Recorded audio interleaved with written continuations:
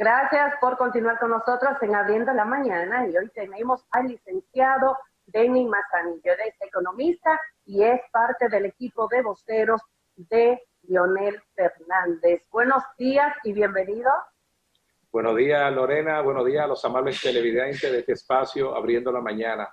Así que gracias una vez más por la invitación a este espacio, y al cual ya nos sentimos parte porque en varias ocasiones hemos estado por allá. Y nada, estamos pues a sus órdenes. Qué bueno, muchísimas gracias a usted por estar con nosotros.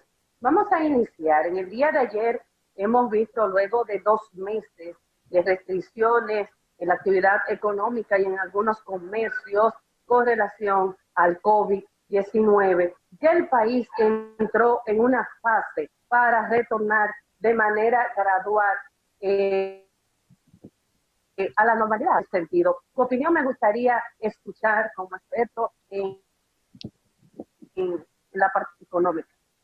Bueno, ayer, miércoles, como bien te decía, miércoles 20 de mayo, comenzamos la fase 1 de esta situación que ha generado la pandemia del COVID-19, con la apertura de pequeños negocios, también con el inicio del servicio de transporte público, básicamente. Y cuando decimos público, nos referimos al servicio de onza, metro y teleférico, en donde se va a transportar las personas manteniendo el distanciamiento social, y que esperamos que así sea. Bueno, vamos a confiar en que las autoridades del gobierno que encabeza el presidente Danilo Medina, que en ningún momento se ha preocupado por realizar pruebas masivas gratuitas para establecer cuáles son las personas que están contagiadas y poder pues aislar a esas personas y determinar a quienes hayan contaminado, también a quienes hayan contagiado, que la situación relativa al COVID-19 no se expanda y haya un rebrote, ¿no?, de la enfermedad en el país, como se ha dado en otras naciones que han aperturado su economía de forma gradual. Y lo primero que debemos hacer pues es solicitarle a los ciudadanos que mantengan el distanciamiento y que también adopten, Lorena, la protección usando la mascarilla, usando el tema de la higiene de las manos, evitar tocarse la cara y la nariz, dado que esta enfermedad es una realidad con la cual tendremos que lidiar durante mucho tiempo, toda vez que no se tiene vacuna. Lo que estamos en una fase de desarrollar vacunas y de probar algunas vacunas que ya existen, pero que todavía no se van a producir porque hay que esperar que cumplan con el protocolo que establece la medicina. Y hasta tanto no se tenga esa vacuna, se produzca la vacuna en cantidad suficiente para aplicarla en el mundo, es una enfermedad con la cual vamos a tener que aprender a convivir. De manera pues que la gente tiene que respetar las recomendaciones de la Organización Mundial de la Salud, del Ministerio de Salud Pública y de la Comisión que está manejando el tema de la pandemia aquí en la República Dominicana. Y confiamos en Dios, en que con la prudencia de la gente, esta enfermedad pues pueda realmente detenerse en la República Dominicana y que más familias no resulten afectadas ni con la enfermedad como tal, ni con la muerte que origina la misma.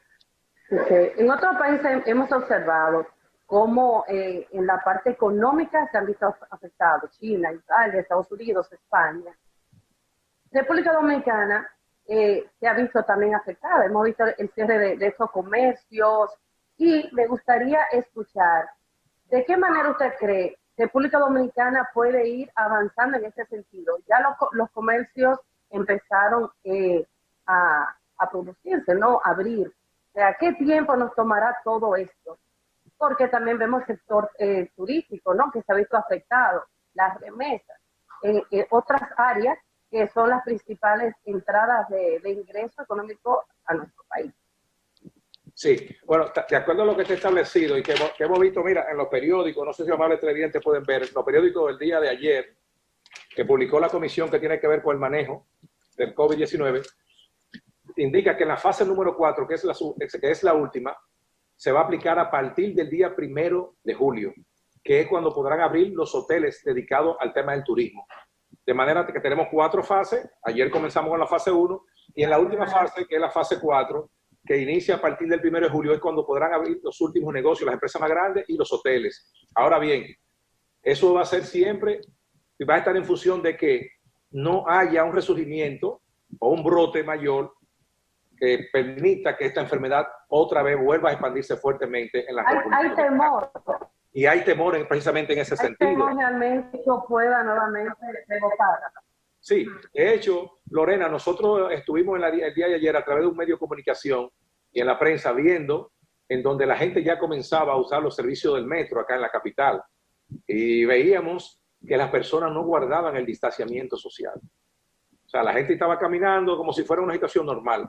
Entonces, así, si va alguien que esté infectado, probablemente esa gente que está desinfecte, y más cuando se monten en los vagones del metro o en el teleférico, que son espacios reducidos. Por lo que hay que reiterar que la gente tiene que guardar la precaución del lugar, entiéndase el distanciamiento y cubrirse con mascarilla, si es necesario con guantes, porque esa enfermedad está en el país y va a estar por mucho tiempo. Hasta que no haya una vacuna y llegue al país y se aplique, nosotros vamos a tener esa enfermedad en la República Dominicana y en el mundo. Por lo que no está de más decir a la gente que hay que mantener el distanciamiento social y hay que tener toda la precaución del lugar para evitar contagiar y contagiar a otro en el caso de que uno esté enfermo. Así es. ¿Qué tiempo puede durar República Dominicana para poder restablecerse económicamente luego de esta pandemia? ¿Qué tiempo no restablecerse que, Lorena, perdón, la economía, ¿te refieres? Económicamente, económicamente, okay. República Dominicana poder restablecerse luego de este golpe tan duro del COVID-19. Evidentemente, Lorena, tu opinión, me interesa escuchar. Las estimaciones que están haciendo las autoridades económicas internacionales, entiéndase la Comisión Económica para América Latina, CEPAL, el Fondo Monetario Internacional, el Banco Mundial, el BID, dice que no solo República Dominicana, pero en el caso nuestro, que es la pregunta, nos tomará con suerte el año que viene completo, con suerte, wow. Siempre y cuando la población de forma mayoritaria sepa escoger al candidato más apropiado para dirigir los destinos de esta nación, tomando en cuenta la crisis actual que tenemos y la que viene, que va a ser más fuerte, dada la situación de la pandemia. Que en este caso, viendo el horizonte de los principales partidos, la persona que reúne las condiciones para capitanear el barco en un ambiente de turbulencia, porque lo ha demostrado por su experiencia y en situaciones parecidas, tiene un nombre, y ese nombre es Leonel Fernández Reina. El sector transporte hemos visto también que se ha visto muy afectado de manera económica. Antonio Martín esta semana estuvo emitiendo algunas declaraciones de la cantidad de pérdidas. Dicen que no pueden aguantar 15 días más sin poder salir a trabajar. También me gustaría escuchar su opinión. Sí, evidentemente que es cierto lo que él dice, Lorena. Recuerda que estamos de marzo con la economía totalmente paralizada y apenas ayer empezamos a encender los motores de la economía, comenzando por los pequeños negocios.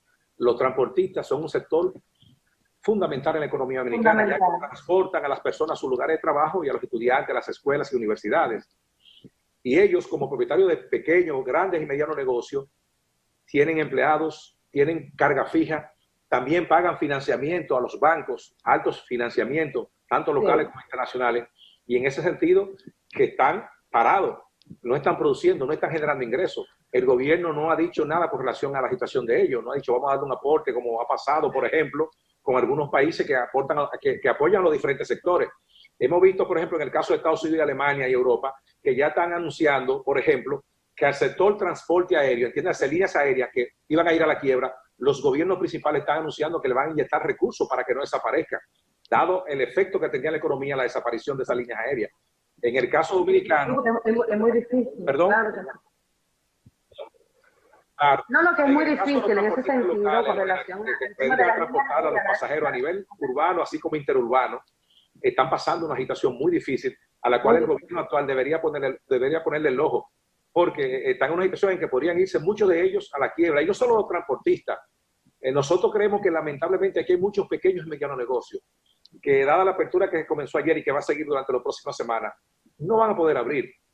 Lo más probable es que no van a poder abrir, van a tener que cerrar, porque la situación económica que están viviendo no van a poder enfrentarla, dada su carencia de liquidez y la situación económica que ya venía de inicio del año, de enero, y que ha resultado agravada por el tema del COVID-19. Okay. Hay que ver el caso en particular, por ejemplo, del tipo de cambio, la tasa del dólar, cómo va.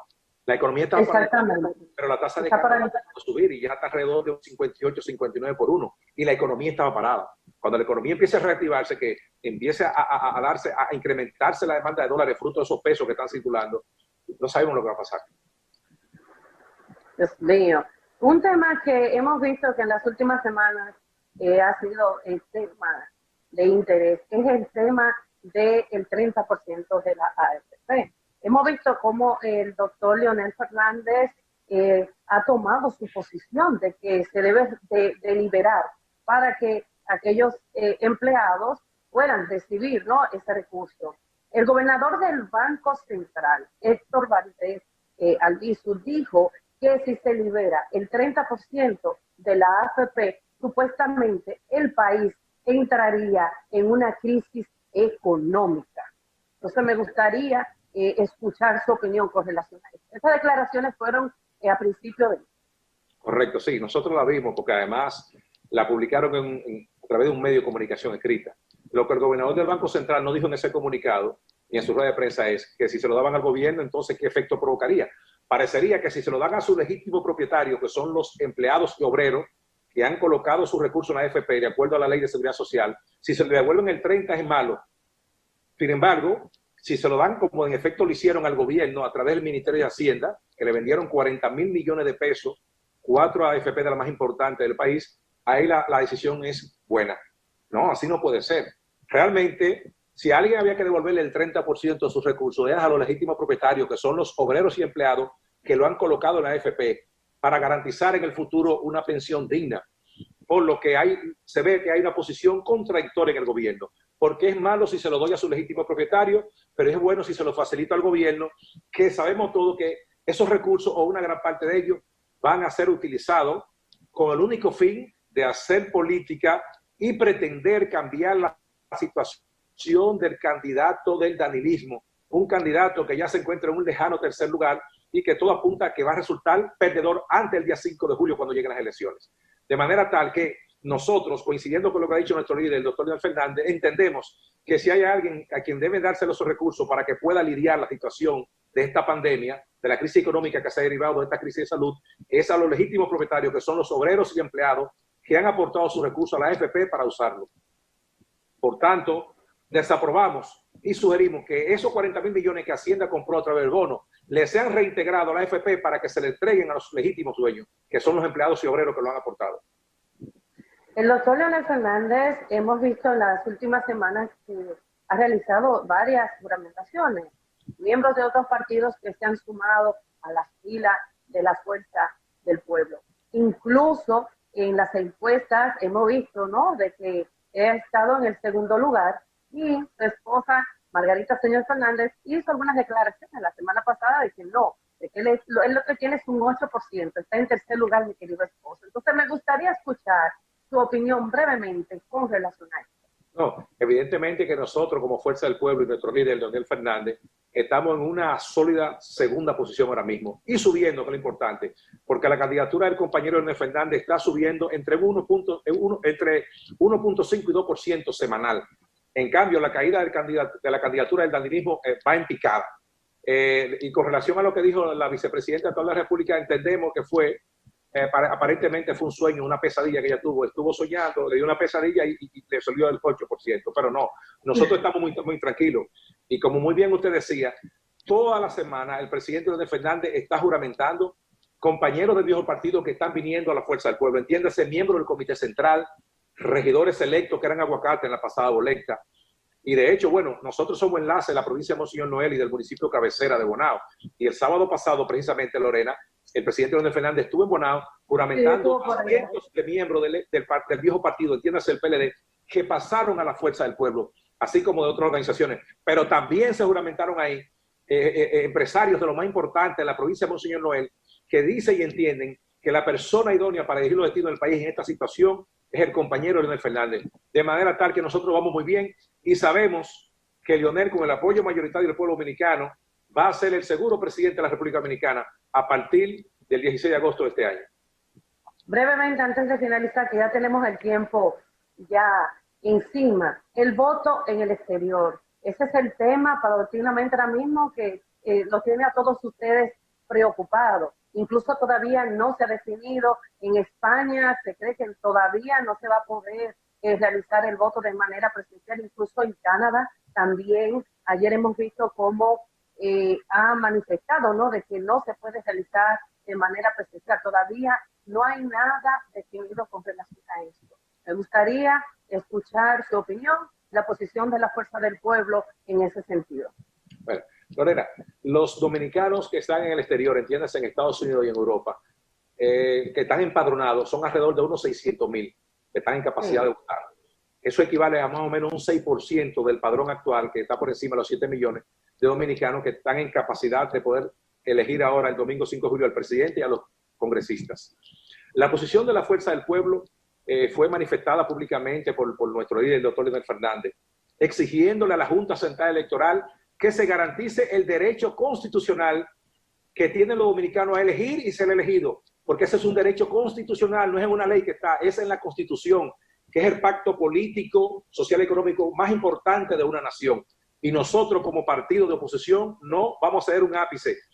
Nos aseguraremos de que cada dominicano que esté empadronado en el exterior pueda ejercer su derecho el domingo 5 de julio. Ahora bien, el grupo gobernante, encabezado por el danilismo y el presidente de la República, ha mantenido una actitud de boicot frente a ese derecho que tienen los dominicanos al exterior, pretendiendo que no voten.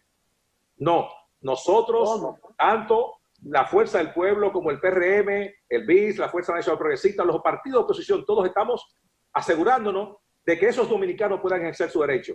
Porque es que desde el gobierno hay un temor, que ya ellos saben porque manejan números, que esos dominicanos en una alta proporción, superior a un 80%, van a votar en contra del partido gobernante. De ahí el interés de ellos de que los dominicanos del exterior no puedan ejercer su derecho. Pero nosotros estamos seguros que van a votar.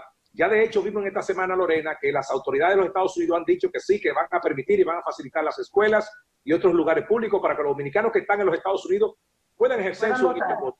Y así nosotros confiamos que los dominicanos que están en Europa, entiéndase en España, Italia, Suiza, que es básicamente donde está la población que ejerce el derecho al voto en Europa, puedan también ejercer su derecho el domingo 5 de julio. Bueno, muchísimas gracias de verdad por esta interesante entrevista. Y estuvo con nosotros el licenciado Denis Manzanillo, economista, y es parte del equipo de voceros del doctor Leonel Fernández. Muchísimas gracias y esperamos tenerlo pronto por aquí. Gracias a ti, Lorena. Feliz resto del día. Bye bye. Y a ustedes, amigos, sigan en sintonía en Abriendo la Mañana, que hay mucho contenido para ustedes.